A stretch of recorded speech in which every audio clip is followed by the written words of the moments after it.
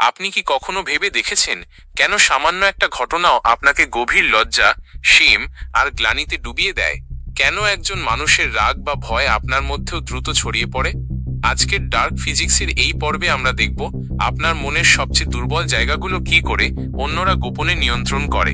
সাবধান, এই জ্ঞান কিন্তু আপনাকে শক্তি দেবে, দুর্বল করবে না।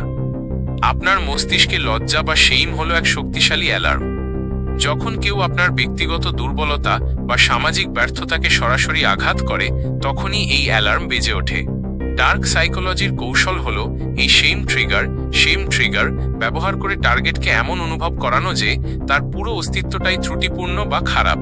একে ব্যবহার করার পদ্ধতি খুবই সহজ। কৌশল: একটি নির্দিষ্ট আচরণের সমালোচনা না করে টার্গেটের চরিত্র বা ব্যক্তিত্বকে আক্রমণ করুন। বলুন, তুমি এমন একটা কাজ করেছো, তার মানে তুমি আসলে দায়িত্বজ্ঞানহীন।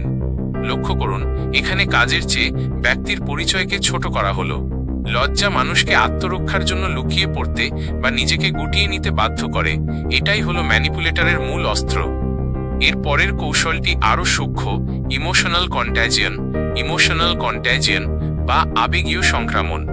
আপনি জানেন কি, হাসি বা হাই এর মতো আবেগও সংক্রামক। যখন একটি গ্রুপে একজন ব্যক্তি প্রচণ্ড হতাশা বা ভয় প্রকাশ করে, তখন খুব দ্রুতই সেই নেতিবাচক আবেগ বাকিদের মধ্যেও ছড়িয়ে পড়ে। কৌশল: ম্যানিপুলেটররা একটি গ্রুপের মধ্যে সচেতনভাবে নেতিবাচক আবেগ ছড়িয়ে দেয়। ধরুন, কোনো নেতা বা বস যদি মিটিংয়ে চরম হতাশা বা আতঙ্ক দেখান, সেই আবেগ অজান্তেই কর্মচারীদের কর্মক্ষমতা কমিয়ে দেয়। কন্ট্রোল করার উপায় হলো আবেগীয় সংক্রমণ বুঝতে পারা এবং সঙ্গে সঙ্গে আপনার মনকে একটি নিরপেক্ষ পর্যবেক্ষক হিসেবে ব্যবহার করা। নিজেকে প্রশ্ন করুন, এই আবেগ কি আমার নিজের নাকি বাইরে থেকে আসা? এই সচেতনতা আপনাকে ম্যানিপুলেটরের জাল থেকে বের করে আনবে। ডার্ক ফিজিক্সের মূল কথা হলো অন্যের অস্ত্রকে চিনে নিয়ে তা ভোঁতা করে দেওয়া। শেম ট্রিগারিং এবং ইমোশনাল কন্ট্যাজিয়ন দুটোই তখনই কাজ করে যখন আপনার প্রতিরক্ষা দুর্বল থাকে। এখন নিজেকে রক্ষা করার জন্য এই মুহূর্তেই দুটি কাজ করুন। 1.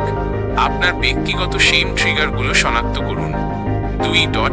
যখনই তীব্র আবেগ অনুভব করবেন, নিজেকে জিজ্ঞাসা করুন, আমি কি শুধু সংক্রমিত হচ্ছি? এই প্রশ্নগুলোই হলো আপনার মানসিক বর্ম।